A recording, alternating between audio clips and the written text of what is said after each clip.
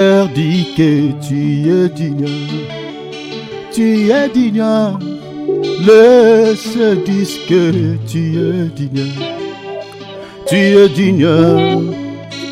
La terre dit que tu es digne. Reçois l'honneur, la louange et l'adoration. Reçois l'honneur, la louange et l'adoration. Tu es digne, le ciel dit que tu es digne, tu es digne, la terre dit que tu es digne, tu es digne, le ciel dit que tu es digne, tu es digne, la terre dit que tu es digne. Reçois l'honneur, la louange et l'adoration. Reçois l'honneur, la louange et l'adoration. Tu es digne, les cieux disent que tu es digne.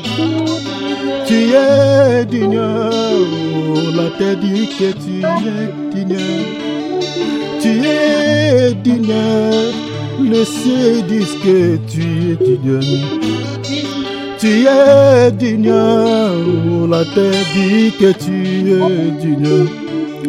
Reçois l'honneur, la louange et l'adoration. Reçois l'honneur, la louange et l'adoration. Reçois la gloire, l'autorité, la puissance et l'adoration. Reçois l'honneur, papa, la louange et l'adoration. Tu es digne, les cieux disent que tu es digne. Tu es digne, la terre dit que tu es digne. Ozanzambe, likolo elobi ozanzambe. Ozanzambe nanga. Mabele tatoli ozanzambe, ozanzambe yesue, likolo elobi ozanzambe, ozanzambe papa, mabele elobi ozanzambe, ozali zambe, okotikala seko na seko, ozali zambe, pona libela zambe nanga. Tu es digne, les cieux disent que tu es digne. Tu es digne, papa, la terre dit que tu es digne. Alléluia, il est digne. Les cieux confessent qu'il est digne. Digne de louange, digne d'adoration, digne de grandeur, digne de puissance. Alléluia. Les 24 vieillards jetèrent leurs couronnes sur le trône de celui qui est digne, en disant, tu es digne de recevoir l'honneur, tu es digne de recevoir la gloire, tu es digne de recevoir la louange.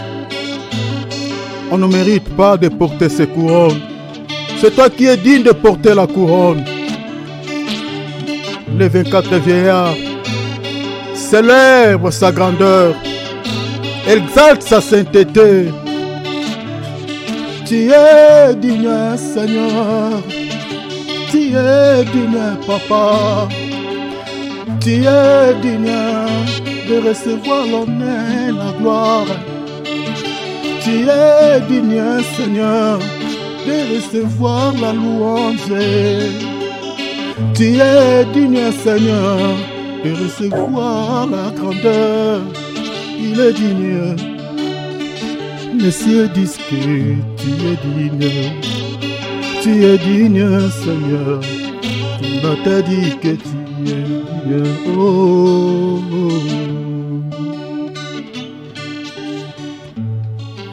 Sois béni, Seigneur. Sois béni, Papa. Ni n'est comparable à toi, ni n'est semblable à toi. À qui te ressemble pour que vous soyez égal, Papa? À qui te ressemble pour que vous soyez semblables, Père? Digne à jamais, tu resteras Dieu. Tu n'as ni commencement, ni fin de vie. Sois béni, Père. Nous sommes là autour de ce temps de prière, pas pour élever quelqu'un d'autre, pour élever celui auquel nous sommes le fruit de ses entrailles. Papa, sois béni. Du fond du cœur, je dis sois béni. Tu es digne, Seigneur. Tu es digne. Tu es digne, Papa, de recevoir l'honneur. Tu es digne, Seigneur. Les cieux disent que tu es digne. Tu es digne, Seigneur. La terre dit que tu es digne. Oh, merci, Père. Il agit, notre Dieu, dans les calmes. La main visible qui peut toucher sans douleur. La main visible qui peut guérir sans cicatrice. La main visible. Oh. Père, Papa, oh, il agit dans le silence. Il agit, notre Dieu, dans le calme. Sentons sa présence. Il est là. Si tu es malade, touche là où tu te sens mal. La main visible va te toucher depuis là où tu es. Il est là. Si tu crois, tu seras guéri. Si tu crois, tu seras délivré. Si tu sens mal dans le cœur, tu as un souci quelconque, touche ton cœur, il va te guérir. Je suis son serviteur. Il est derrière la parole de ses serviteurs pour l'accomplir. Ce que je dis, si tu crois, ça s'accomplira dans ta vie. Il agit, Seigneur, dans le silence. Il agit, notre Dieu, dans le calme. Il agit, Papa, dans le silence. Il agit, notre Dieu, dans le calme. La main visible qui peut toucher sans douleur. La main visible qui peut guérir sa cicatrice. La main visible qui peut toucher sans douleur. La main visible qui peut toucher sans douleur. Il agit dans le silence. Il agit, Papa, dans le calme. Seigneur, guéris ceux qui sont malades. Guéris ceux qui sont malades, Seigneur. Accorde la solution à ceux qui ont des problèmes. Père, tu connais les soucis de chacun de nous. Délivre, Père.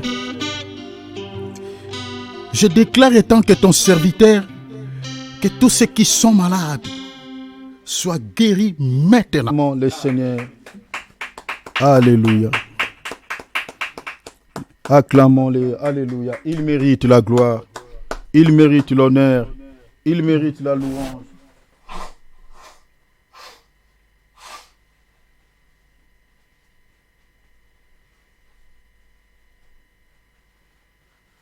Il est digne de recevoir l'honneur. Alléluia. Que le Seigneur vous bénisse tous, chers enfants de Dieu. Alléluia. Voilà, nous voulons partager la parole. Alléluia. Prenons nos Bibles, prenons nos calepins. Gloire à Dieu. Alléluia.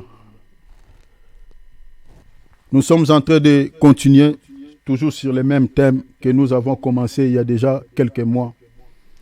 Nous parlons sur d'où viens-tu, où es-tu, où vas-tu. De ce thème, nous avons tiré un sous-thème que nous sommes en train de partager aussi il y a quelques semaines. sur l'enlèvement.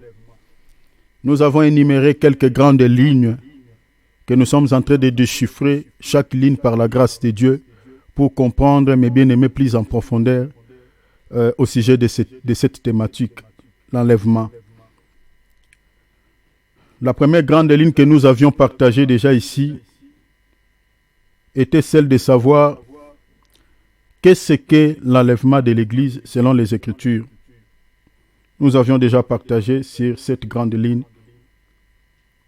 Nous avions partagé aussi sur l'enlèvement de l'Église aura lieu à quel temps précisément selon la Bible.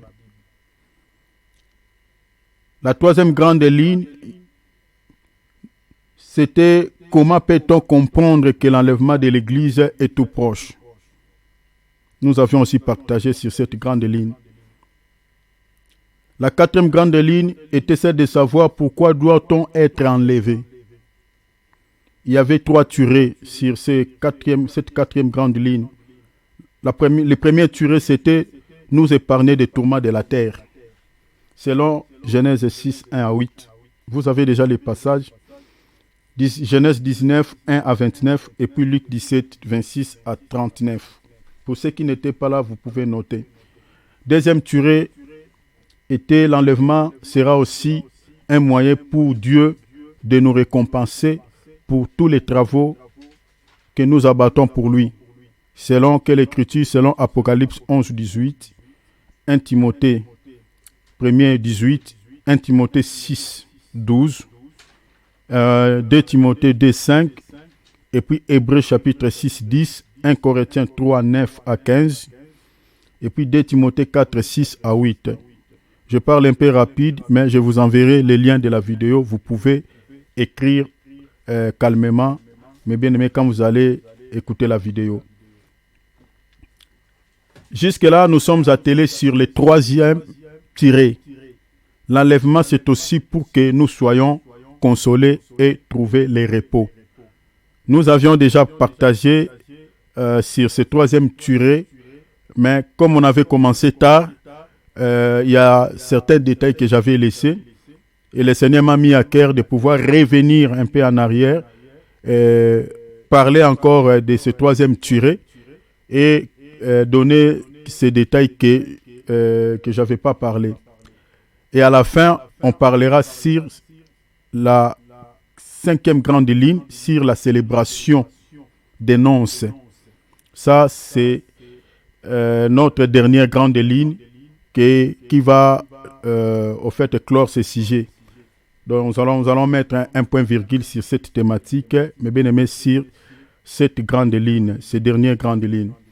Alors, aujourd'hui, nous allons partager sur l'enlèvement de l'Église et que l'enlèvement de l'Église, c'est aussi pour que nous soyons consolés et trouver le repos. Notez les passages. Ruth, chapitre 3, versets 1 à 4. Ruth, chapitre 3, 1 à 4. Esther, chapitre 2, 16 à 18. Et puis, Esther, chapitre 2, verset 16 à 18. Apocalypse 21, 2 à 4. Apocalypse 21, 2 à 4. 1 Thessaloniciens, chapitre 4, 13 à 18. Hébreux, chapitre 1er, verset 11e. Donc ça, ce sont les passages principaux que nous allons, mes bien-aimés, lire tout au long de cet enseignement. Alors, nous avions tantôt dit que l'enlèvement de l'Église, c'est aussi pour que nous soyons consolés de trouver le repos. Nous allons partager sur le repos. Au fait, les repos selon le repos que le Seigneur va nous accorder, ces repos-là veut dire quoi? Parce que ces mots, selon l'encyclopédie, quand on regarde la définition que l'encyclopédie donne par rapport au mot repos, mais bien aimé, est différent de l'explication que la Bible nous donne par rapport à ces mots. Selon la Bible, les repos de Dieu ou les repos que le Seigneur va nous accorder le jour de l'enlèvement, ces repos-là consistent à quoi? Alors, nous allons lire Hébreux chapitre 4, verset 1er nous allons lire ça et là. Nous allons lire Hébreux chapitre 4, verset 1er. Nous allons sauter, nous allons lire les versets 3. Et puis nous allons lire aussi 7 à 11. Tout ce que je vous demande, cher peuple de Dieu, s'il vous plaît, suivez-moi avec acuité, avec beaucoup d'attention. Je vous en supplie par les compassions de Dieu. Évitez toute autre distraction autour de vous. Si vous avez la Bible, vous avez les calepins, les stylos, notez. La connaissance de la parole de Dieu, c'est ce qui te rendra fort. Je te dis devant le Seigneur, c'est ce qui te rendra fort sur le plan spirituel. Sur le plan spirituel. Beaucoup de choses que tu cherches aujourd'hui, tu n'arrives pas comment activer cela parce qu'il y a des choses peut-être que dans les Écritures, tu l'ignores encore. Mais au travers de ces enseignements, les écailles tomberont peut-être de vos yeux et vous allez découvrir, vous allez comprendre beaucoup de choses que peut-être vous ne comprenez pas dans les Écritures, par la grâce de Dieu. Alors, la Bible dit ceci. Je suis dans Hébreux chapitre 4. Je lis le verset 1er. Je suis en train d'expliquer les repos que le Seigneur va nous accorder, mes bien-aimés, les jours de l'enlèvement. Parce que l'enlèvement de l'Église, mes bien-aimés, est caractérisé par plusieurs choses. Comme je vous ai donné quelques grandes lignes, je lis tout à l'heure là, ces grandes lignes. Donc, c'est-à-dire, d'abord, le but de l'enlèvement, le Seigneur va nous enlever pour que nous ne puissions pas subir le même châtiment que le monde ou les païens, pour nous épargner des tourments de la terre. J'avais longuement parlé là-dessus. Écoutez seulement nos vidéos précédentes. Vous allez, mes bien-aimés, comprendre ce qu'on avait dit par rapport à ces grandes lignes. C'est-à-dire, nous épargner des tourments de la terre. Et d'autres grandes lignes, j'avais aussi expliqué le pourquoi nous allons être enlevés. Alors, aujourd'hui, je suis en train d'expliquer que l'enlèvement, c'est pour que nous soyons aussi consolés et trouver les repos. Alors, les repos que Dieu va nous accorder au ciel, nous allons se reposer par rapport à quoi? Les repos là, c'est quoi? Est-ce que nous allons toujours rester au ciel en train de dormir? Ou nous allons toujours s'asseoir sur une chaise matin jusqu'au soir? C'est ça les repos que le Seigneur va nous accorder? Les repos selon le Seigneur, les repos là veut dire quoi? C'est ça ce que nous sommes en train d'étudier. Alors, Hébreux chapitre 4, verset 1er, la Bible dit ceci. Craignons donc, tandis que la promesse d'entrer dans son repos subsiste encore, qu'aucun de vous ne paraisse être venu trop tard. Donc, l'auteur de cet épître est en train de nous donner une information ici. Il dit que les repos, il y a une promesse pour pouvoir entrer dans les repos. C'est-à-dire, il y a des gens qui ne sont pas encore entrés dans les repos. Une personne qui n'est pas encore entrée dans les repos, on sous-entend que cette personne-là est encore dans la servitude, où il est encore esclave, il est encore en train de travailler, il est encore en train de bosser sans se reposer. Nous allons comprendre pourquoi nous allons se reposer et nous allons se reposer par rapport à quoi? Qu'est-ce qu'on faisait? Qu'est-ce qui, faisait en sorte que nous ne puissions pas se reposer au fait? Et que le Seigneur nous promet un repos. On dit il y a une promesse d'entrer dans les repos. Et l'auteur de cet épître dit, je crains et que vous veniez un peu tard. C'est-à-dire, il y a une porte qu'il faut accéder pour pouvoir trouver ce repos. Il y a une porte qu'il faut entrer. Je lis le verset 3 avant de pouvoir commenter. Pour nous qui avons cru, nous entrons déjà dans les repos, selon qu'il est dit, j'ai juré dans ma colère, ils n'entreront pas dans mon repos. Il dit cela quoique ses œuvres étaient achevées depuis la création du monde. Ici, il nous donne quand même un petit détail qui est très capital. Il dit, pour ceux qui ont cru, ils entrent déjà dans les repos. Pour nous qui avons cru, nous entrons déjà dans les repos. C'est-à-dire, une personne qui n'a pas cru, lui, les repos, il n'est pas encore entré dans les repos. Mais ceux-là qui ont cru, ils entrent déjà dans les repos. Ils ont crié à quoi? Ils ont crié à qui? Nous allons le découvrir. Je lis le verset 7 jusqu'au verset 11. Dieu fixe de nouveau un jour, le fixer un jour aujourd'hui, en disant à David si longtemps après, comme il est dit plus haut, aujourd'hui si vous entendez sa voix, n'endurcissez pas vos cœurs. Verset 8. Car si Josué leur eût donné le repos, il ne parlerait pas après cela d'un autre jour. Donc, ici, l'auteur de cet épître nous ramène un peu dans l'histoire des enfants d'Israël quand ils étaient sortis du pays d'Égypte. Ils traversaient le désert pour entrer dans les repos. Les repos là, c'était où? Dans les pays de Canaan. C'était ça la terre promise, c'était le lieu de leur repos. Donc, ils quittaient où? Ils quittaient l'Égypte. Je crois que ceux qui ont l'œil spirituel, ceux qui ont l'esprit d'anticipation, peuvent déjà comprendre les repos dont la Bible parle. C'est-à-dire, l'Israël, ils ont quitté l'Égypte. Ils sont en train d'aller vers le lieu du repos. Et le lieu de leur repos, c'était où? C'était le pays de Canaan. C'est ça ce que l'auteur de cet épître est en train d'évoquer ici. Or, que représente l'Égypte? L'Égypte aujourd'hui, parce que l'Égypte, c'est le pays de la servitude. C'est le pays où les enfants d'Israël étaient considérés ou traités comme des esclaves. Or, le pays auquel nous sommes traités comme des esclaves aujourd'hui, c'est le monde.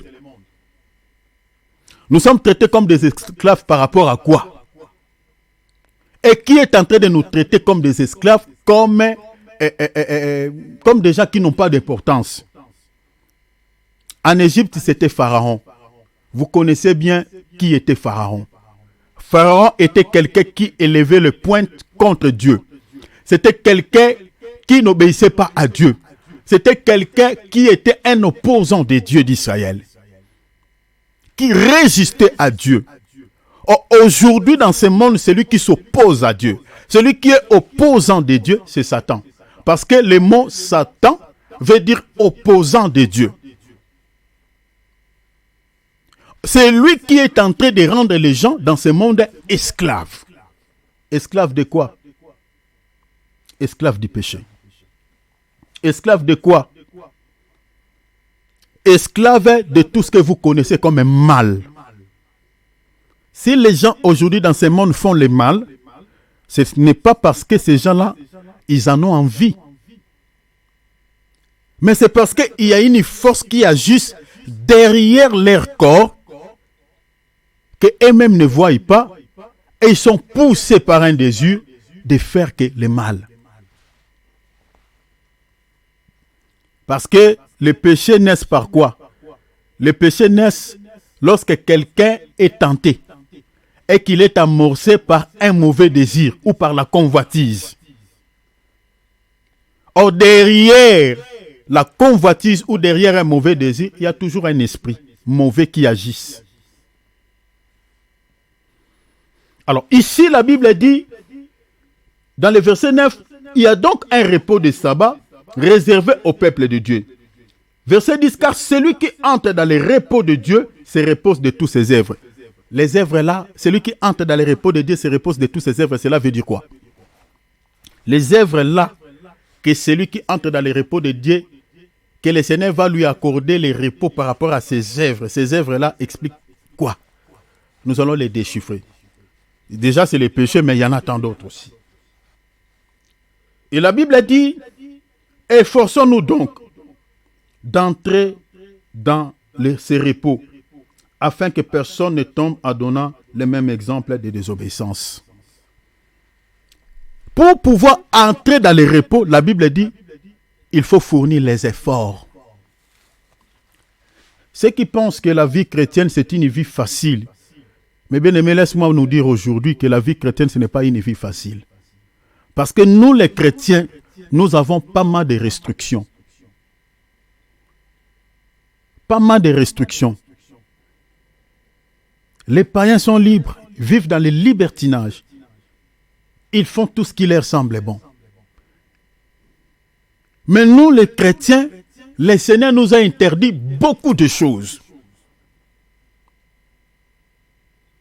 Il y a un pourquoi. Le Seigneur ne nous interdit pas pour nous faire souffrir, mais c'est pour notre intérêt. Pourquoi? Parce que derrière tout ce que nous sommes en train de voir dans ce monde, l'ennemi est en train de manipuler beaucoup de choses. Parce que rappelez-vous, quand l'ennemi était venu pour tenter le Seigneur, qu'est-ce qu'il lui avait dit? Qu'est-ce qu'il avait dit au Seigneur? Il dit, si tu te prosternes et m'adores, je te donnerai tous ces royaumes. Je te donnerai toutes ces gloires. Je te donnerai tout ce qui est dans ce monde. Donc c'est pour dire que tout ce qui est dans le monde est entre les mains de l'ennemi. C'est l'ennemi qui manipule tout. Voilà pourquoi le Seigneur nous interdit pas mal de choses. Ne veut pas que nous puissions s'attacher à ça.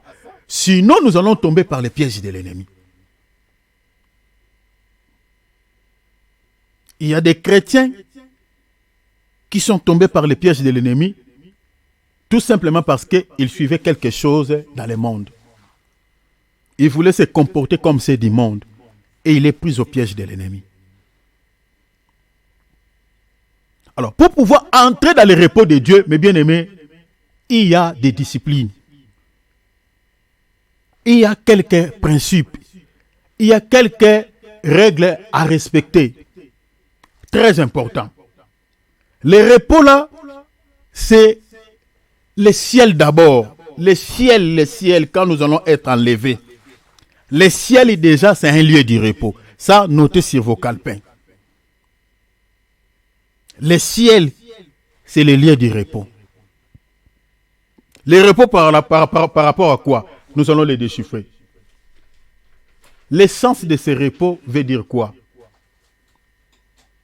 Le vrai sens de ce repos sera pour notez, pour mettre fin au péché et aux soucis. Le vrai sens de ce repos que le Seigneur va nous accorder au ciel, le premier but de ce repos, c'est par rapport au péché et aux soucis. Donc, c'est-à-dire, le Seigneur mettra fin au péché et aux soucis. C'est-à-dire, une personne qui entre dans le repos de Dieu ne connaîtra plus ce qu'on appelle péché, ne connaîtra plus ce qu'on appelle souci. Les soucis dont je parle ici, ce n'est pas seulement les soucis comme tristesse dans le cœur, mais c'est le souci par rapport peut-être à une maladie, c'est le souci par rapport peut-être à l'échec, c'est le souci par rapport peut-être à la stérilité, par rapport au mariage, par rapport au freinage, par rapport au blocage. Vous voyez? Donc tous ces soucis-là, c'est-à-dire les soucis comme problème, le Seigneur va nous accorder le repos par rapport à toutes ces choses. Voilà pourquoi je dis que c'est aussi pour que nous soyons consolés. Parce qu'au ciel, nous n'allons plus pleurer. Il n'y aura plus tous ces soucis que nous avons ici sur la terre. Vraiment, c'est une espérance, mes bien-aimés, merveilleuse. La notion de péché, nous ne les connaîtrons plus. On ne saura plus que si le péché existe. On n'aura plus la notion de ces choses. C'est pour mettre fin au péché. Qu'est-ce qui me pousse à dire ça? Si vous lisez par exemple dans Matthieu chapitre 11, verset 28, la Bible dit ceci. Venez à moi, vous tous qui êtes fatigués, soulignez, fatigués et chargés. La Bible dit quoi? Je vous donnerai du repos. Mais bien aimé, quand on lit la Bible, veillez sur les mots, veillez sur les verbes, veillez sur le temps auquel le verbe est conjugué, veillez sur toutes ces choses. Celui qui est en train de dire venez à moi n'est pas si une autre personne si ce n'est que le Seigneur Jésus-Christ. Il dit vous qui êtes fatigués. Fatigués par rapport à quoi? Nous allons les découvrir. Vous qui êtes chargés. Chargés par rapport à quoi? Par rapport à quoi? Nous allons les découvrir. Il dit maintenant, il fait une promesse dans le futur, il dit je vous donnerai du repos. Donc vous comprenez, il y a une promesse ici que le Seigneur est en train de donner. Il dit aux personnes qui sont fatiguées, ceux qui sont chargés, je vous promets les repos. Mais à condition que vous veniez à moi. Le Seigneur promet les repos à ceux qui sont fatigués et à ceux qui sont chargés. Mais la seule condition pour pouvoir recevoir ces repos, venez seulement vers lui. Venez seulement vers lui. Laisse-moi nous dire que, bien que ici, le Seigneur, les repos, il les promet dans le futur. Les repos par excellence que nous sommes en train de chercher, sur cette terre, nous ne les trouverons jamais. Mais au ciel, nous allons vivre le vrai sens de ce mot, mais bien aimé qu'on appelle repos. Nous allons vivre ce qu'on appelle les repos, c'est au ciel. Mais laisse-moi nous dire aussi que, même ici sur la terre, quand le Seigneur te guérit d'une maladie et que tu commences à vivre en bonne santé, c'est aussi un petit repos que le Seigneur nous donne. C'est aussi un repos. Parce que quand on est malade, quand on est troublé par une maladie et qu'on souffre tout le temps, mais bien aimé, on n'a pas le repos. On n'a pas la paix. Mais si le Seigneur te guérit de cette maladie, mais bien aimé, c'est aussi un petit repos, bien que c'est un repos éphémère, parce que quand tu as la chair, les souffrances ne finiront jamais. Mais tu vivras quand même un repos pendant un temps. Cela ne veut pas dire que tu n'auras plus un mot de tête, tu n'auras plus de fièvre. Non, tu tomberas un jour à l'autre encore malade, mais peut-être que ça ne sera plus comme cette maladie-là qui te troublait. Cette fois-là, tu peux prendre les paracétamol ou l'aspirine, tu peux être guéri. Donc le Seigneur peut accorder aussi les repos à une personne peut-être qui est en train de chercher un emploi. Il dit, Seigneur, jusque-là, je ne trouve pas. Seigneur, donne-moi un travail. Donne-moi un travail, Seigneur. Comment je peux vivre? Comment je peux faire? Seigneur, s'il te plaît. Son cœur n'est pas dans la paix. Il est tout le temps troublé.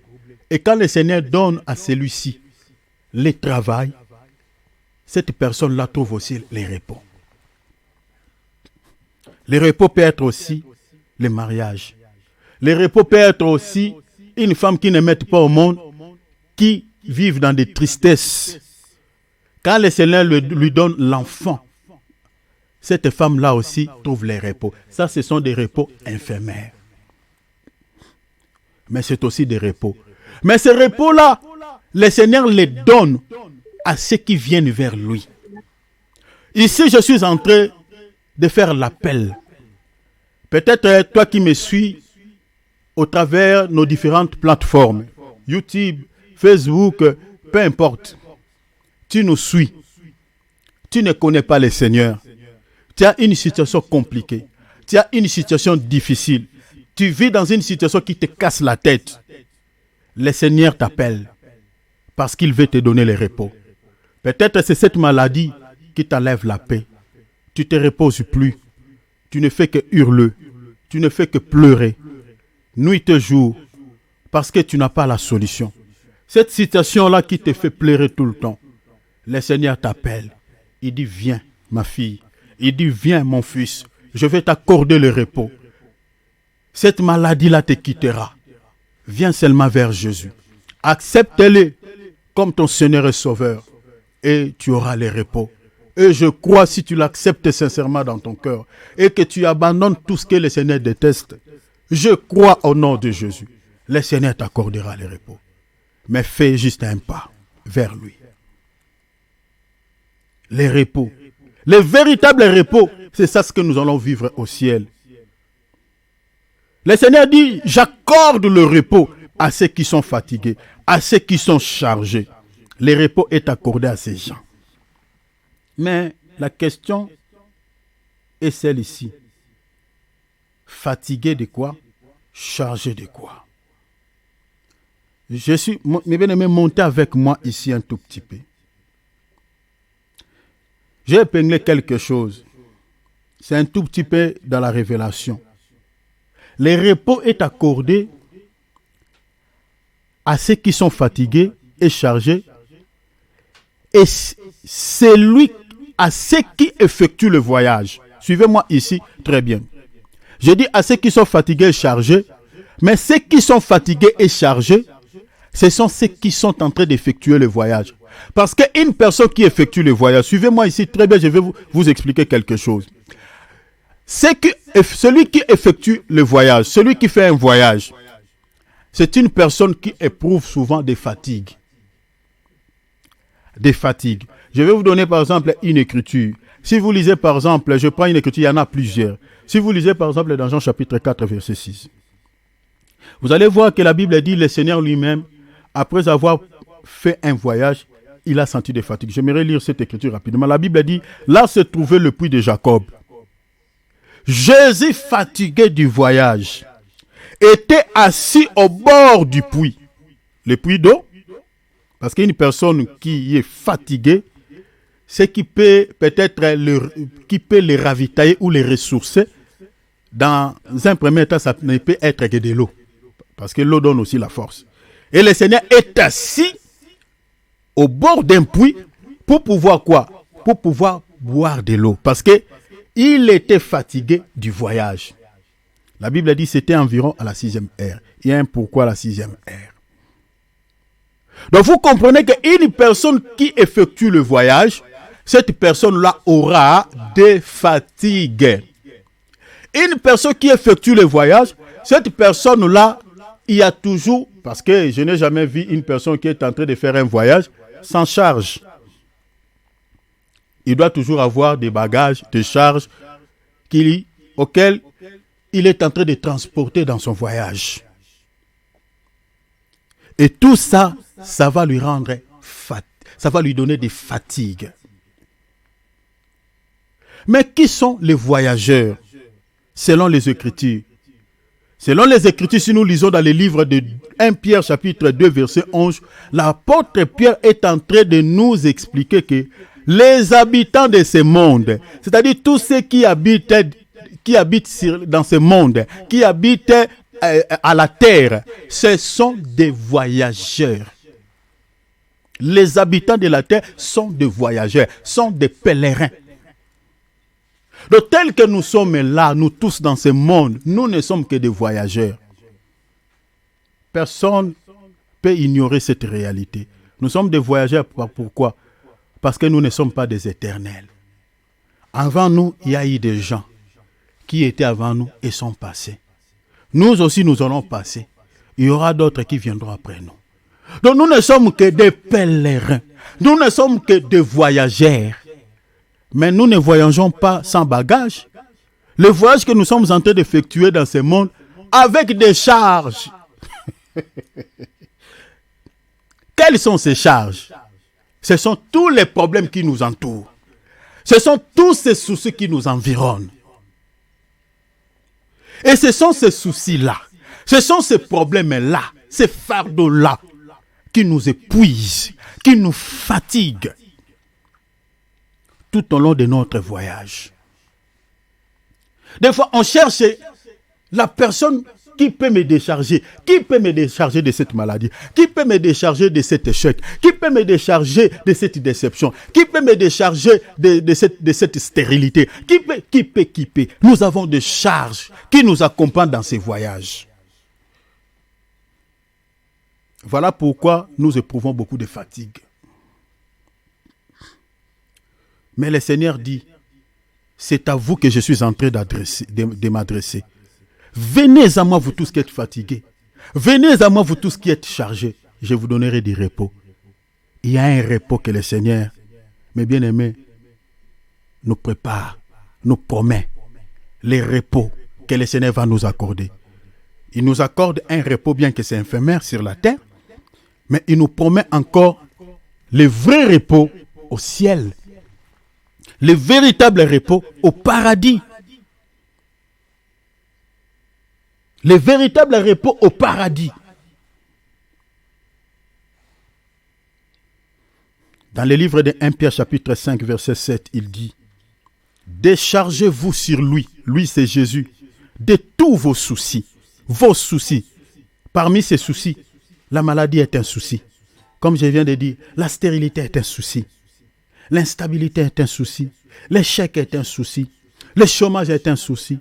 Tous les soucis qui nous environnent. La Bible dit, déchargez-vous sur lui. Je suis en train de dire à quelqu'un, quand il y a quelque chose qui ne va pas dans ta vie, au lieu d'aller pleurer vers les hommes ne te donneront pas les solutions.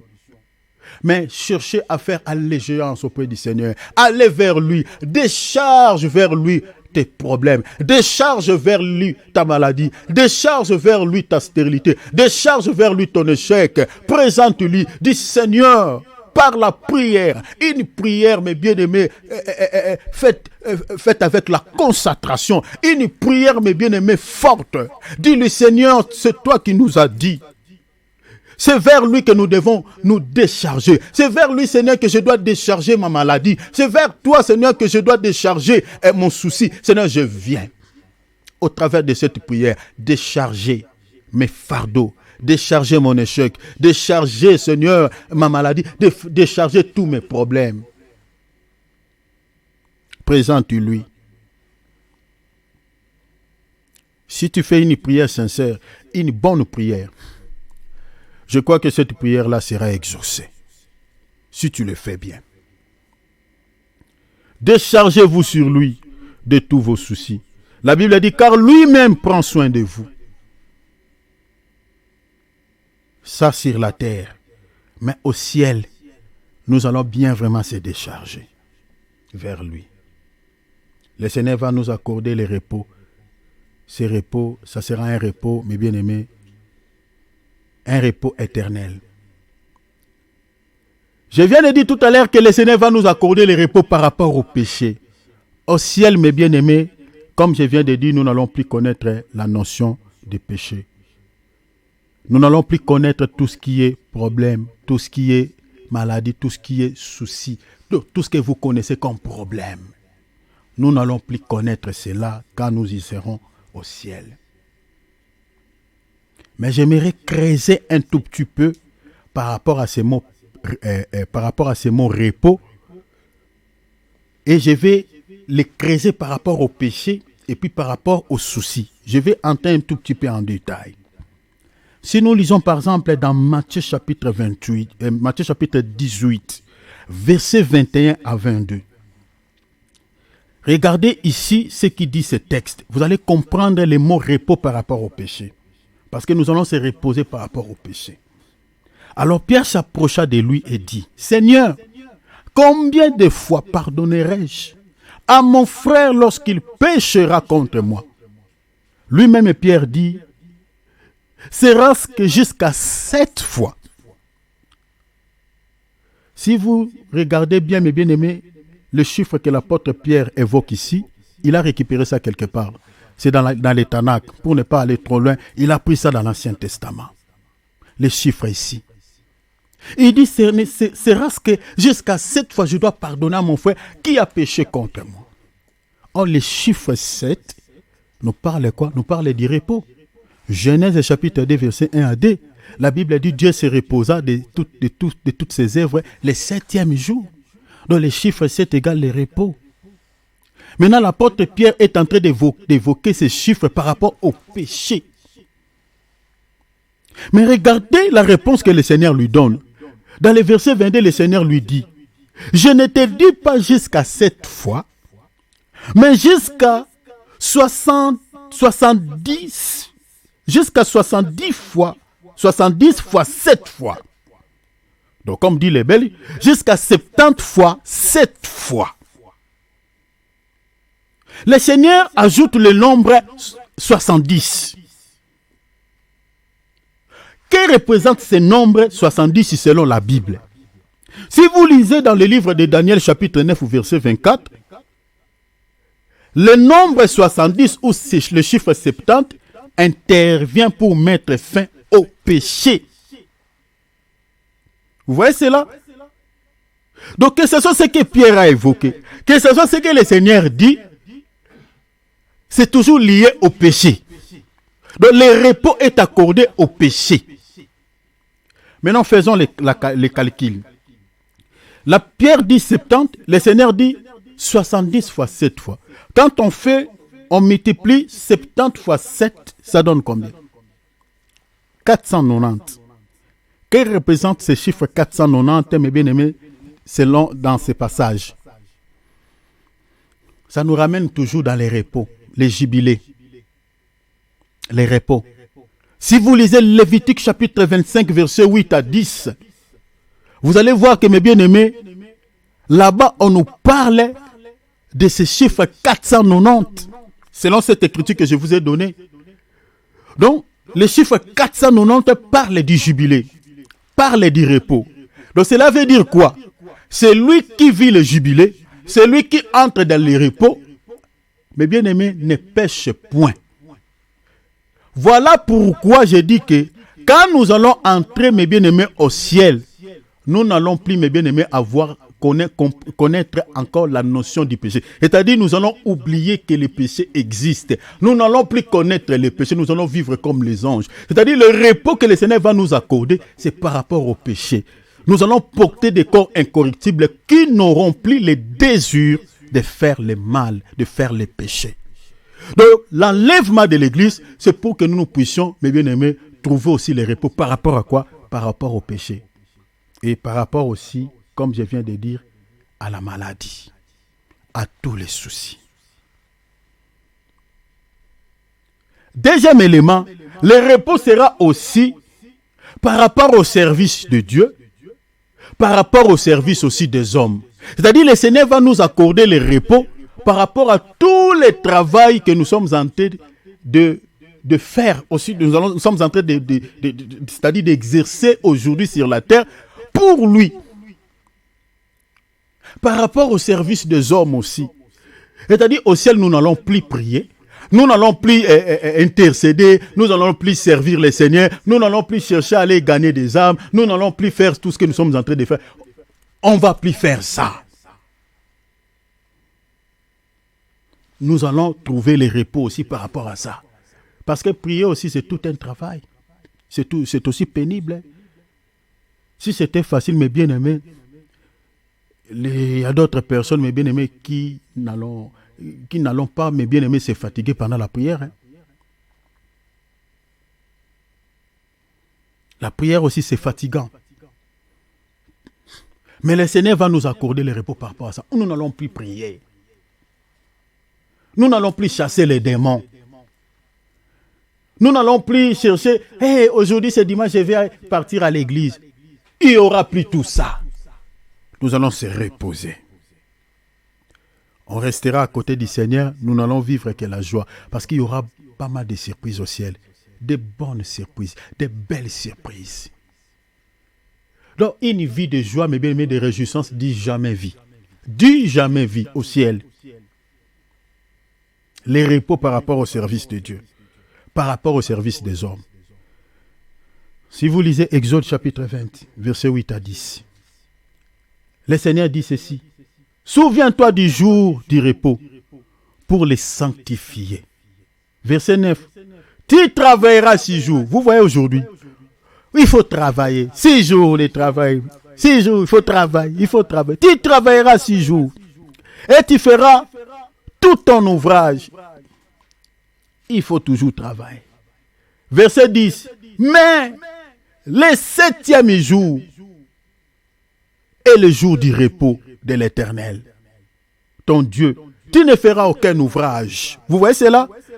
Ni toi, ni ton fils, ni ta fille, ni ton serviteur, ni ta servante, ni ton bétail, ni l'étranger qui est dans tes portes. Le 7e jour, on ne fera aucun ouvrage. Or, le 7e jour, ici, comme on vient de lire dans les livres des Hébreux, l'épître aux Hébreux là-bas. Il dit, quand nous allons accéder au ciel, mes bien-aimés, finish. Tout le travail que nous sommes en train de faire, je suis en train de prier pour trouver un emploi, pour être embauché. Mes bien-aimés, fini. On ne va plus travailler pour manger. Le Seigneur nous prendra en charge, en tout, et pour tout, sur toutes choses. La notion d'aller travailler, oublie. Fournir des efforts, oublie. Servir Dieu, pasteur, chantre, oublie. Parce que nous entrons dans les repos. Ici, ce qu'il dit dans Exode 20, c'est une prophétie, chers enfants de Dieu. Quand nous allons entrer au ciel, nous allons se reposer de tous les travaux. On ne va plus travailler. Parce que notre Père Céleste, sa présence suffira pour nous-mêmes. Sa présence va combler les vides qui se trouvent dans nos cœurs. Sa présence sera là pour pouvoir nous soutenir en toutes choses. J'aimerais parler encore du repos par rapport à cette belle histoire de Ruth. Comme j'avais parlé, mais j'aimerais qu'on lise encore. Regardez le repos dont Naomi est en train de parler à Ruth. Je suis dans le livre de Ruth, chapitre 3, verset 1er jusqu'au verset 4. Naomi, sa belle-mère, lui dit, « Ma fille, je voudrais assurer ton repos, afin que tu fusses heureuse. » Donc vous comprenez que, oh mon Dieu, je ne sais pas si vous êtes en train de suivre bien cette lecture. Donc vous comprenez qu'une personne qui entre dans les repos, cette personne-là entre dans les bonheurs. Oh mon bien-aimé, c'est pour ça que je vous dis au ciel, les gens connaîtront, mes bien-aimés, ce qu'on appelle bonheur. Le mot bonheur aura son sens ce jour-là. Dans ce monde, mes bien-aimés, les gens ne sont pas heureux. On sera heureux quand nous allons être à côté de Dieu. On sera heureux quand nous allons entrer au ciel. Parce que nous allons vivre ce qu'on appelle le repos. Et le repos là va nous accorder ce qu'on appelle le bonheur. Ici, Naomi est en train de dire à Ruth, sa belle-fille, il dit, je vais assurer ton repos afin que tu fusses heureuse. Et maintenant, Boaz, c'est-à-dire l'homme auquel Naomi était en train de préparer Ruth pour que cet homme puisse récupérer Ruth comme étant sa femme. Et regardez le conseil que Naomi est en train de prodiguer à Ruth. Il dit, et maintenant Boaz, avec le serviteur, le servante, dit qu'elle, tu as été, n'est-il pas notre parent? Voici, il doit vanner cette nuit les orges qui sont dans l'air. Verset 3, regardez, il dit, lave-toi et oins-toi, puis remets tes habits et descends à l'air. Tu ne te feras pas connaître à lui jusqu'à ce qu'il ait achevé de manger et de boire. Naomi ici est en train de donner ses conseils à sa belle-fille. Il dit, tu vas aller aujourd'hui, cette nuit, rencontrer cet homme, Boaz, parce que cet homme doit te marier. Mais regarde, lave-toi, oins-toi, mets tes habits. Mais bien aimé, ces trois choses dans la vie d'une femme est très important à une femme qui n'est pas encore mariée. Les vêtements, la propreté. Et puis, cette femme aussi utilise, vous savez, quand certaines personnes disent qu'il faut rester naturel, oui, on reste naturel. Mais les crèmes de beauté, c'est aussi Dieu qui a donné les gens, mais bien aimé, l'intelligence de les faire. Vous savez, même à l'époque, les gens utilisaient, mais bien aimé, l'huile comme crème pour que la peau soit quand même, soit douce. La peau soit quand même lisse. La peau soit quand même, éclatante. Hein? Un peu quand même, clair, normal. Ici, Ruth ne va pas utiliser seulement l'eau, mais il va utiliser aussi l'huile. Il va mettre l'huile sur sa peau. Chers enfants de Dieu, ici je suis en train de donner des conseils aux femmes, surtout à ceux qui sont encore, qui ne sont pas encore mariés. La propreté chez une femme, c'est capital. L'eau. Je ne sais pas s'il y a des femmes qui n'aiment pas se laver. Je ne sais pas. Qui n'aiment pas l'eau.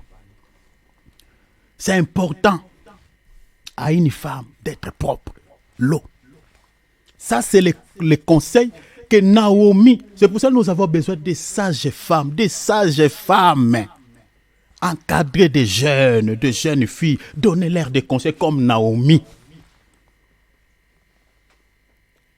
C'est important. Malheureusement, dans nos églises, il n'y a pas de sages femmes. Les jeunes filles sont en train de grandir comme ça.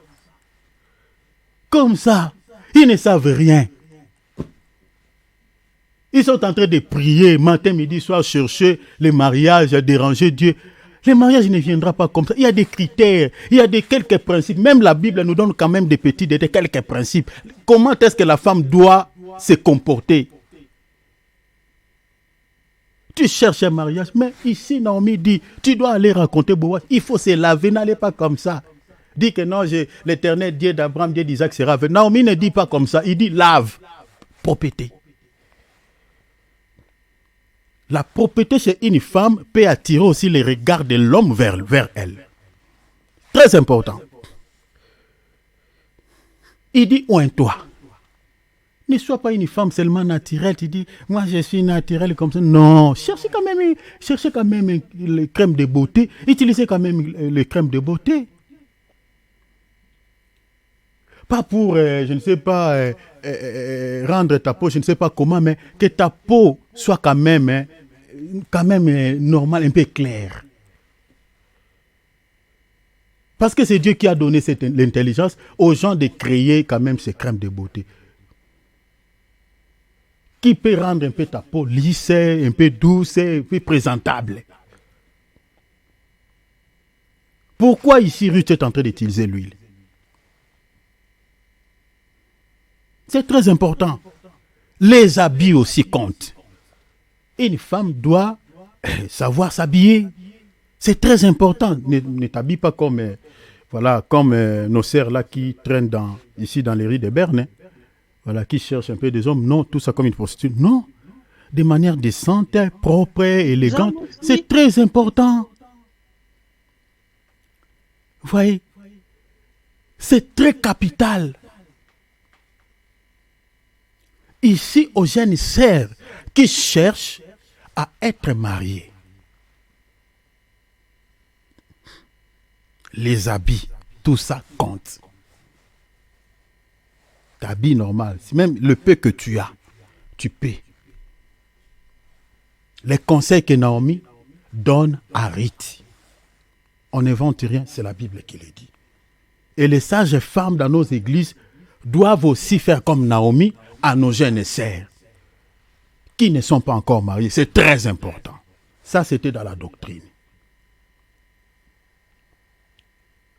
Maintenant, dans la révélation, l'eau représente quoi? Parce que l'eau dans le corps, dans la chair humaine, l'eau enlève la saleté. On se lave pour enlever la saleté dans le corps. Or, sur le plan spirituel, la saleté c'est quoi? C'est le péché. C'est le péché. Parce qu'il y a une eau qui peut laver l'âme d'une personne qui est sale. Regardez par exemple ce que le Seigneur dit dans Matthieu chapitre 15. Ici, je quitte la doctrine. Tout ce que j'ai dit, c'était de manière pragmatique parce que la parole de Dieu, on l'enseigne aussi dans la doctrine, on l'enseigne aussi dans la révélation, c'est-à-dire de manière physique, de manière aussi spirituelle. Sur le plan spirituel, cette écriture, regarde ce que dit la Bible.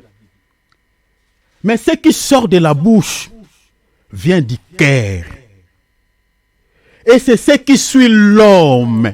Donc ce qui vient du cœur, c'est-à-dire de l'âme, c'est ça ce qui rend l'homme sale. Vous voyez cela? Donc de la même manière, on utilise l'eau dans le corps pour enlever la saleté de la chair. De la même manière, lorsque notre âme devient sale, nous devons aussi chercher l'eau à pouvoir laver nos âmes pour que nos âmes deviennent propres. Ici, il dit, c'est ce qui suit l'homme, ce qui vient de l'âme. Le Seigneur donne un petit détail. Il dit, car c'est du cœur, soit c'est de l'âme, que viennent les mauvaises pensées. Vous voyez, le meurtre, les adultères, les impudicités, les vols, les faux témoignages, les calomnies, la liste est exhaustive. Verset 20, le Seigneur dit, voilà les choses qui suivent l'homme, c'est-à-dire qui rend l'homme sale. Tout ce que le Seigneur a donné là. les détails, qui peut rendre l'âme d'une personne sale. Mais comment devons-nous faire pour pouvoir devenir propres? J'aimerais ajouter encore une écriture. 1 Corinthiens 6, 9, 11. Ne savez-vous pas que les injustes n'hériteront point le royaume de Dieu? Ne vous y trompez pas, ni les impudiques. L'impudicité vient d'où? Vient de l'âme, du cœur. Ni les idolâtres. L'idolâtrie vient d'où? Des l'âme, comme le Seigneur a dit. Ni les adultères. L'adultère vient d'où? Du cœur. Ni les inféminés, c'est-à-dire les homosexuels. Ces péchés viennent d'où? Du cœur. Ni les infâmes, c'est-à-dire des péchés abominables. L'abomination vient d'où? De l'âme. Ni les voleurs, ni les cupides. Ah, moi j'aime trop l'argent, la cupidité. Ni les ivrognes, ni les outrageux, ni les ravisseurs n'hériteront le royaume de Dieu. Point. Verset 11. Regarde ce que l'auteur de cette épître dit. Et c'est là, c'est que vous étiez quelques-uns de vous. Mais il dit, mais vous avez été lavés. Ah, vous avez été lavés. Mais vous avez été sanctifiés. Mais vous avez été justifiés au nom du Seigneur Jésus-Christ par l'Esprit de notre Dieu. Ah bon? Donc vous comprenez que quand on demeure dans toutes ces choses que je viens de citer ici, c'est que jusque-là, selon Dieu, une personne qui demeure dans l'impudicité, dans les vols, dans l'homosexualité, dans tous ces péchés, c'est quelqu'un selon Dieu qui ne s'est jamais lavé. Vous comprenez, cher enfant de Dieu? C'est quelqu'un qui refuse de se laver. Vous savez que dans ce monde, il y a des petits qui refusent l'eau. Il y a des petits pour qu'ils se lavent. Donc il faut qu'il y ait des gens qui les retiennent. Il y a d'autres qui retiennent les bras, d'autres les pieds. Et il y a quelqu'un avec peut-être qui est en train de déverser l'eau sur lui. En Afrique, j'ai vu des petits comme ça. Donc pour qu'il se lave, donc, il faut qu'il y ait des bagarres. Lui, il aime rester saleté. Il y a aussi des gens comme ça, qui se lavent difficilement. Il se lave seulement s'il veut partir au travail. Il n'utilise que des parfums. Tchan, tchan, tchan, tchan, c'est tout. Ça, c'est quant à la chair. Une personne qui refuse de se laver quant à la chair, bon, devant Dieu, il n'y a aucun souci. Hein. Mais si quelqu'un refuse de se laver sur le plan spirituel, cette personne-là a un problème avec Dieu. Parce que Dieu déteste les gens qui refusent de se laver. Parce que ici, l'apôtre Paul est en train de dire, vous, autrefois, vous étiez dans toutes ces choses qui vous rendraient sales. C'est-à-dire l'impudicité rend une personne sale. Le vol rend une personne sale. Toutes ces choses-là, l'apôtre Paul a énuméré ici, l'idolâtrie rend les gens sales. Et toutes ces personnes qui demeurent dans ces péchés, le Seigneur est en train de les appeler, de pouvoir, que ces gens-là viennent pour pouvoir se laver.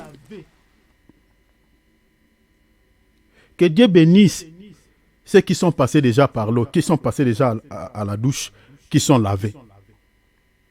Malheureusement, dans nos assemblées, il y a d'autres personnes qui refusent toujours d'eau.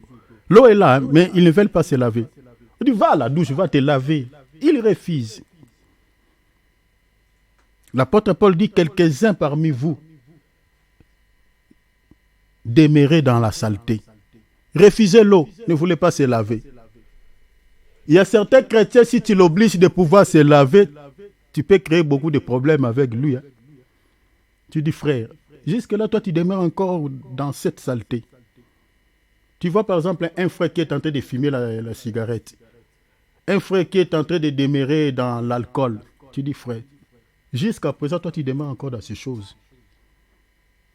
Mais va te laver. Vous voyez comment tu es sale, frère. Vous voyez comment tu es sale, ma sœur. Va te laver. Lave-toi. L'eau qui peut laver notre âme. L'eau qui peut nous laver de ses péchés, de ses saletés. tout ce qui suit nos âmes. Cette eau-là, mes bien-aimés, se trouve dans Jean chapitre 15, verset 3. Le Seigneur dit, déjà vous êtes purs à cause de la parole que je vous ai annoncée. Vous voyez, chers enfants de Dieu, c'est la parole de Dieu qui peut nous laver du péché, qui peut nettoyer nos âmes, qui peut sanctifier nos âmes, qui peut rendre nos âmes pures. C'est-à-dire, une personne qui écoute la parole et qui demeure dans le péché, c'est quelqu'un qu'on a présenté l'eau et qu'il refuse de se laver. Mais une personne qui écoute la parole et qui l'applique, mais bien aimé, c'est quelqu'un selon Dieu qui est propre, qui s'est lavé. C'est la parole de Dieu qui peut nous rendre purs. C'est la parole de Dieu qui peut nous laver. Donc quand Ruth est en train de dire, Naomi est en train de dire à Ruth, lave-toi. Donc sur le plan spirituel, nous avons compris que pour pouvoir aller raconter Boaz, que j'explique Jésus, parce que Ruth devait raconter Boaz, cet homme qui pouvait le prendre en mariage. Mais avant que Ruth puisse entrer en mariage, raconter cet homme, la condition était de pouvoir se laver. C'est-à-dire, tel que nous sommes là, le Seigneur ne viendra pas épouser une femme qui ne sait pas laver, qui est sale. Non. Le Seigneur épousera une femme qui est propre, qui se lave. C'est-à-dire, l'épouse qui écoute la parole et qui l'applique, qui le met en pratique, qui abandonne cette vie de péché. Quand on dit que ça, ce n'est pas bien pour un enfant de Dieu, ça c'est un péché. Cet enfant de Dieu-là qui met la parole de Dieu en pratique, qui abandonne le péché, qui abandonne le monde, c'est cet enfant-là qui est la véritable Ruth, qui va rencontrer Boaz. C'est-à-dire qui racontera le Seigneur, qui sera enlevé. Vous voyez, c'est la chère enfant de Dieu. Voilà pourquoi mettons la parole de Dieu en pratique. C'est très important. Quand tu le mets en pratique, selon Dieu, tu es propre. Tu es quelqu'un qui est lavé. Mais cela ne se limite pas là. Il faut aussi appliquer l'huile sur ta peau. Que ta peau soit quand même claire. Peut-être il y a quelques boutons, quelques géographies sur ta peau. Parce que quand on se lave, on ne met pas l'huile, on n'applique pas l'huile sur la peau. Des fois, la peau n'est pas claire. La peau, c'est un peu ambigu. Mais quand on utilise le crème sur la peau devient un peu douce, devient un peu claire, un peu lisse. Et ça peut attirer les regards de l'homme. L'homme dont je parle ici, c'est Boaz, c'est Jésus. Et le crème, l'huile que nous devons appliquer sur notre peau, l'huile que nous devons utiliser, cette huile-là se trouve dans le livre des Éphésiens, chapitre 1er, versets 13 à 14. La Bible a dit, en lui, vous aussi, après avoir, vous voyez, il y a les mots après avoir entendu la parole de la vérité, la parole comme l'eau, vous voyez, parce qu'on ne peut pas appliquer l'huile sur la peau si au départ, vous n'êtes pas lavé. Donc avant d'utiliser l'huile sur la peau, il faut se laver. Je crois que là, nous sommes tous d'accord ici. On utilise toujours le crème de beauté sur la peau après avoir lavé. Donc l'eau, c'est la parole. Il dit, après avoir écouté la parole, entendu la parole de la vérité. La Bible dit quoi? L'évangile de votre salut, en lui vous avez cru et vous avez été scellés du Saint-Esprit qui avait été promu. Lesquels, vous voyez, verset 14, lesquels est un gage de notre héritage pour la rédemption de ce que Dieu s'est acquis à la louange de sa gloire. Nous sommes tous ici sans ignorer que le Saint-Esprit dans la Bible est symbolisé comme l'huile. Le Seigneur dit, l'Esprit du Seigneur est sur moi, il m'a oint. Vous voyez? Donc le Saint-Esprit comme l'huile. Même David, si vous lisez par exemple dans 1 Samuel chapitre 13, verset 16, chapitre 16, verset 13, lorsqu'on avait déversé l'huile sur sa tête, la Bible dit qu'il était saisi du coup par le Saint-Esprit. C'est-à-dire le Saint-Esprit symbolisé par l'huile. Donc ici, Nous avons été scellés par l'huile que j'explique le Saint-Esprit après avoir d'abord entendu la parole de la vérité. Donc, c'est-à-dire, avant qu'une personne soit scellée du Saint-Esprit, il faut que la personne d'abord écoute la parole, c'est-à-dire soit lavée. C'est-à-dire, le Saint-Esprit ne peut pas sceller ou marquer le sceau sur une personne qui ne s'est pas encore lavée. Donc, avant que le Saint-Esprit puisse marquer le sceau dans la vie d'une personne, il faut que la personne d'abord se lave, c'est-à-dire enlève d'abord la saleté dans son corps. C'est-à-dire, une personne qui demeure dans les péchés, cette personne-là n'est pas scellée du Saint-Esprit. C'est-à-dire, s'il y a des gens encore dans nos assemblées qui continuent à vivre dans leur ancienne vie, donc ils vivent confortablement comme ils étaient dans le monde, fougués dans le mal, dans les péchés. Ces gens-là n'ont pas encore reçu le Saint-Esprit comme sceau dans leur vie. Parce qu'il y a la différence de recevoir le Saint-Esprit pour les dons spirituels, pour la manifestation des dons spirituels, et recevoir le Saint-Esprit comme sceau pour le jour de la rédemption. C'est deux choses différentes. Une personne peut recevoir le Saint-Esprit, la manifestation de l'Esprit le Saint-Esprit commence à se manifester dans sa vie pour les dons seulement. Pas pour les salut, pour les dons. Mais la personne peut vivre aussi confortablement dans les péchés, mais il a quelques charismes, quelques dons spirituels qui se manifestent. Mais il y a d'autres personnes, c'est-à-dire cette personne-là n'est pas forcément qu'il a le Saint-Esprit comme sceau pour les jours de la rédemption, non. Mais il y a d'autres personnes qui n'ont pas reçu les dons du Saint-Esprit, mais qui ont le Saint-Esprit comme sceau pour les jours de la rédemption. Donc mieux vaut que je manque les dons du Saint-Esprit, mais que je puisse avoir le Saint-Esprit comme sceau pour les jours de la rédemption. Ça, c'est capital. Mais avant que je reçoive le Saint-Esprit comme sceau pour les jours de la rédemption, il faut d'abord que je me lave. Que la parole de Dieu prenne place dans mon cœur. J'abandonne d'abord, c'est-à-dire mes mauvaises habitudes, mes péchés. À ce moment-là, le Seigneur maintenant va me donner le Saint-Esprit comme sceau. Voilà pourquoi l'apôtre Paul dit que personne ne me fasse de la peine parce que je porte sur moi la marque de Jésus. C'est-à-dire le sceau de l'Esprit. On ne peut recevoir ce sceau seulement après avoir écouté la parole, c'est-à-dire après avoir lavé. Quand on dit pour les jours de la rédemption, les jours de la rédemption, c'est les jours de l'enlèvement. C'est-à-dire les jours de l'enlèvement. Quand le Saint-Esprit va libérer la place à l'Antichrist, comme dit le livre de 2 Thessaloniciens, chapitre 2, verset 7, la Bible dit qu'il faut que celui qui l'héritait ait disparu. C'est-à-dire la disparition du Saint-Esprit sera automatiquement avec tous les saints. Parce que le Saint-Esprit ne partira pas seul au ciel, mais il va partir avec tous ceux-là qui ont reçu son sceau. Le Saint-Esprit partira avec eux au ciel. Si vous n'avez pas le Saint-Esprit comme sceau, vous ne serez jamais enlevé. Parce que vous n'avez pas le sceau. C'est pour cela il y a de l'intérêt de marcher dans la crainte des noms du Seigneur. La parole que nous sommes en train de vous prêcher, de le mettre en application, de le mettre en pratique pour que le Saint-Esprit nous soit donné comme sceau pour les jours de la rédemption, c'est-à-dire pour les jours de l'enlèvement. Très important. Je suis en train d'aller pour chuter. Naomi a donné encore un petit conseil à Ruth. Dans le verset 4, il dit, quand il ira se coucher, observez les lieux. Il dit, le lieu où il se couche. C'est très important, cette partie. Ensuite, va. Il dit quoi? Découvre les pieds. Découvre ses pieds et couche-toi. C'est-à-dire là où l'homme couche, la femme aussi doit coucher là. Mais la femme ne va pas coucher n'importe où, mais la femme va coucher au pied de l'homme.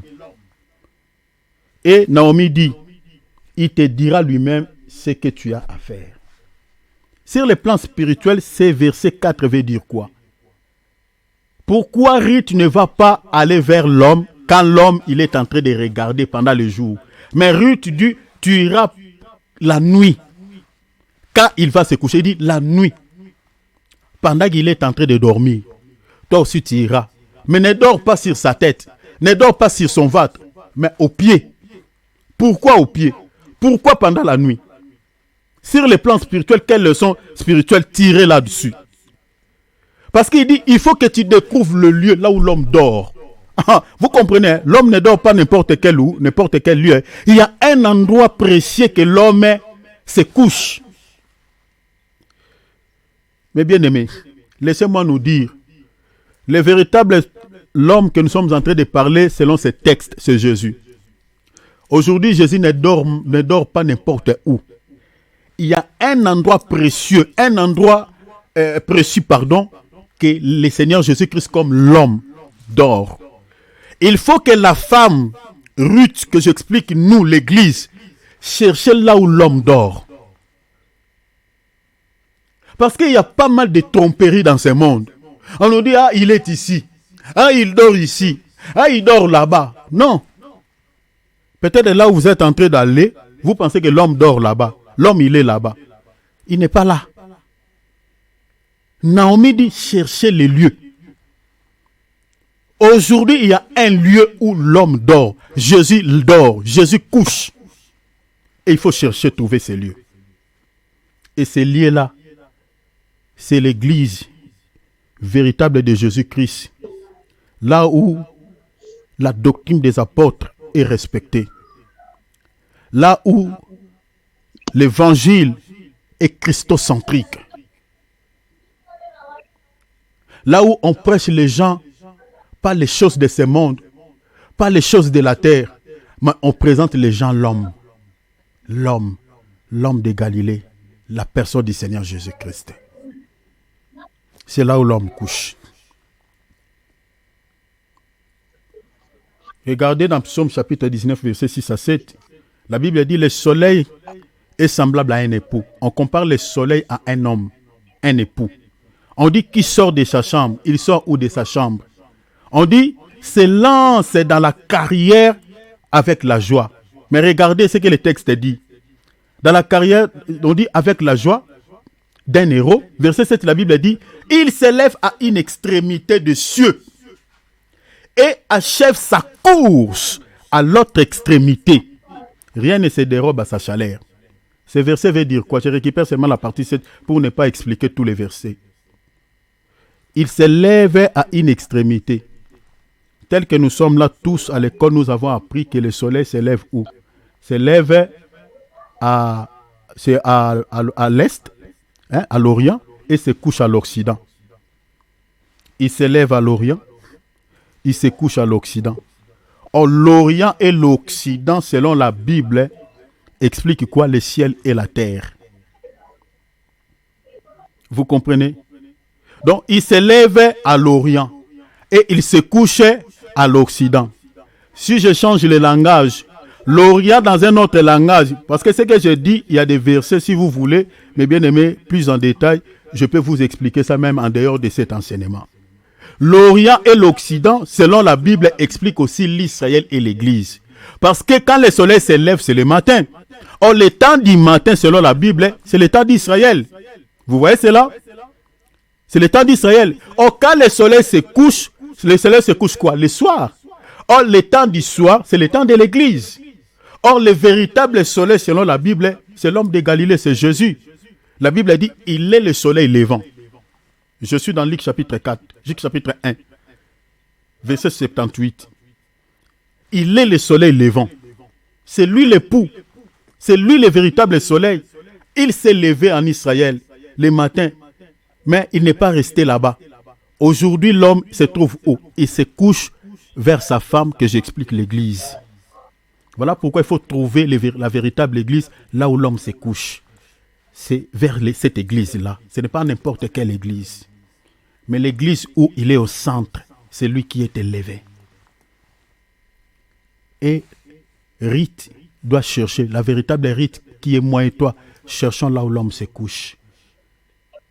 Et on doit coucher avec lui. Coucher avec l'homme veut dire quoi? Coucher là où l'homme couche veut dire quoi? Coucher selon la Bible parle aussi de la mort. Coucher, dormir, ça parle de la mort. Rappelez-vous de la mort de Lazare. Jésus dit notre ami Lazare dort. Je suis dans Jean chapitre 11. Mais la Bible dit, il parlait de la mort de Lazare. Dans Colossiens chapitre 2, verset 12, la Bible dit, ayant été ensevelis avec lui par les baptêmes, vous vous êtes ressuscités en lui, avec lui, par la foi, en la puissance de Dieu qui l'a ressuscité des morts. Même dans Romains 6, 3. C'est-à-dire, nous sommes morts avec lui par les baptêmes. Et nous sommes ressuscités avec lui.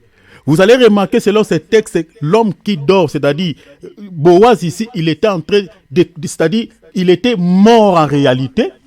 Et la femme aussi, pour que cette femme devienne l'épouse de cet homme, la femme aussi devait passer à la mort. C'est-à-dire, tel que nous sommes là, pour que nous devenions l'époux du Seigneur Jésus-Christ, comme l'homme est passé à la mort, nous aussi, nous devons passer à la mort. La raison pour laquelle, pour ceux qui n'ont pas encore reçu les baptêmes, si vous voulez vraiment devenir l'épouse du Seigneur, l'homme est passé à la mort. Le baptême, c'est le symbole de la mort. C'est-à-dire, je meurs avec Christ, je ressuscite avec lui. Donc, si vous n'avez pas encore reçu les baptêmes, mes bien-aimés, l'occasion est là. Donc, nous sommes en prêtant. Donc, profitez, si vous voulez, envoie-moi les textos, on va vous donner les baptêmes. Pour que vous deveniez, vous puissiez devenir l'épouse de l'homme. C'est-à-dire mourir avec lui. Parce que lui-même, il est passé par ses baptêmes. Par la mort. Donc, Ruth, pour devenir l'épouse de Boaz, devait coucher. C'est-à-dire mourir avec l'homme. Et ressusciter avec lui. Si vous lisez le texte, pendant que l'homme était en train de coucher, la femme aussi se couche. Lorsque l'homme s'est réveillé, la femme aussi s'est réveillée. C'est ça, ressuscité. Et après cela, si vous lisez le texte, Ruth était devenue l'épouse de Boaz. Mais la femme doit se coucher où? Au pied. Pourquoi au pied?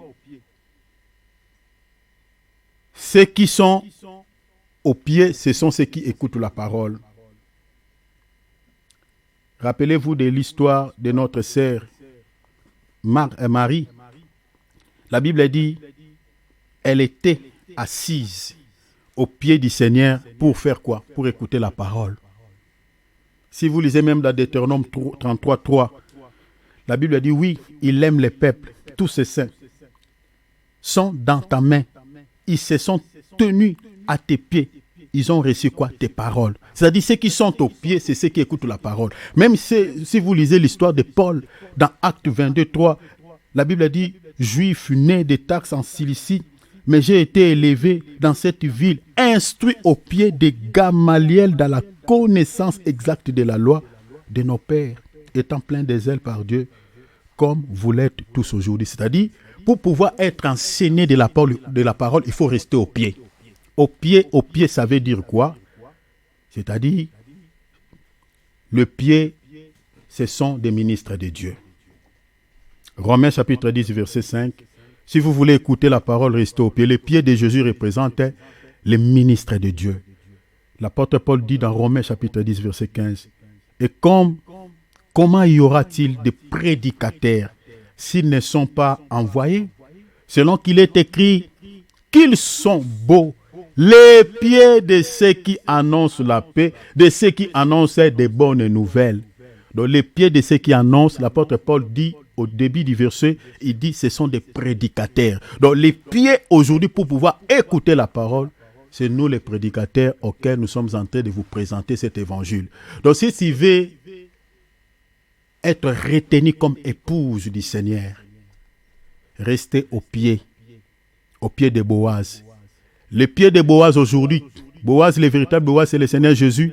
Et ses pieds aujourd'hui, ce sont ses serviteurs, ce sont ses ministres qui vous annoncent la parole. C'est-à-dire, les ministres sont en train de vous préparer pour pouvoir aller à la rencontre de l'époux. Pour terminer, c'était à quelle époque où Ruth était allée à la rencontre de Boaz? C'était en période de la moisson. Selon Ruth chapitre 2, verset 23. C'était le temps de la moisson d'orge et de bleu. C'était à ce temps-là. Or, que représente la moisson selon la Bible? Selon Matthieu chapitre 13, verset 39, la moisson parle de la fin du monde. Or, Jésus dut dans Matthieu 28, verset 20, « Je suis avec vous tout le jour jusqu'à la fin du monde. » C'est-à-dire, la fin du monde parle aussi de l'enlèvement. Parce que l'enlèvement de l'Église pour les chrétiens, c'est aussi la fin du monde parce qu'ils se séparent du monde quant à la chair définitivement. Vous voyez? Donc la fin du monde sera aussi, c'est-à-dire l'enlèvement sera aussi la fin du monde pour les chrétiens parce qu'ils se déconnectent du monde quant à la chair pour toujours. C'est fini. Mais tandis que pour les païens, la fin du monde va intervenir au jugement dernier selon l'écriture d'Apocalypse, c'est-à-dire chapitre 20, 11 à 15. Ça sera la fin du monde pour les païens. Mais pour nous les chrétiens, la fin du monde intervient à l'enlèvement de l'Église. Aujourd'hui aussi, si une personne meurt, chrétien ou non chrétien, c'est aussi la fin du monde pour cette personne. Parce que il va, surtout les païens, ne va plus se réveiller. Et pour les chrétiens aussi, il va se réveiller que le jour de l'enlèvement. C'est-à-dire c'est la fin du monde pour tous. Alors, le jour de l'enlèvement, c'est la fin du monde de tous les chrétiens. Mais les païens qui resteront, qui passeront à la grande tribulation, c'est-à-dire avec l'Antichrist, la fin du monde pour eux interviendra à la fin, c'est-à-dire au jugement dernier, selon les passages que je vous ai donnés, Apocalypse chapitre 20, versets 11 à 15. Parce que Ruth était entrée au mariage en période de la moisson. C'est-à-dire l'enlèvement de l'Église, notre rencontre avec le véritable Boaz, sera aussi pendant la moisson, c'est-à-dire à la fin du monde.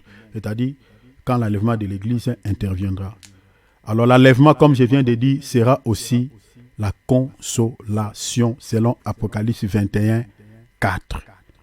Il essuiera toute larme de leurs yeux, la Bible dit, et la mort ne sera plus, et il n'y aura plus ni deuil, ni cri, ni douleur, car les premières choses ont disparu. Chers enfants de Dieu, il y a de l'intérêt d'aimer la parole, de s'attacher à Christ. Nous sommes des pèlerins, nous sommes des voyageurs. C'est normal que nous puissions avoir pas mal de charges, pas mal de fatigues, parce que une personne qui effectue le voyage, c'est une personne qui aura toujours des fatigues, parce qu'il est en train de parcourir, mes bien-aimés, un trajet pour aller quelque part, aura toujours des fatigues. Étant voyageurs sur cette terre, c'est normal que nous ayons pas mal de soucis, que nous ayons pas mal de problèmes. Mais la bonne nouvelle est que quand l'enlèvement de l'Église interviendra, le texte dit, le Seigneur essuiera toutes larmes de nos yeux. On ne connaîtra plus ce qu'on appelle la mort. Nous allons oublier toutes nos douleurs. Nous allons oublier toutes nos souffrances. On n'en parlera plus de ces choses. Voilà pourquoi persévérons-nous. Accrochons-nous à lui. Attachons-nous à la parole. Aimons la parole. Même si les choses vont, même si les choses ne vont pas, restons toujours fidèles à Jésus. Continuons à prier. Persévérons toujours dans sa présence. Continuons à aimer sa parole. Et il ne manquera pas ces jours-là, mes bien-aimés, de pouvoir nous prendre avec lui pour que là où il sera, que nous y soyons aussi. Soyez consolés, mes bien-aimés, par cette parole. Soyez encouragés, mes bien-aimés, par cet enseignement. Restons fidèles à Jésus. Sinon, le Seigneur vous bénisse tous abondamment. Nous allons prier. Dis merci à Jésus qui t'a parlé. Bénis son Saint-Nom. Je ne sais pas dans quelle partie que le Seigneur t'a parlé. Je sais qu'il t'a parlé. Je sais qu'il t'a dit quelque chose.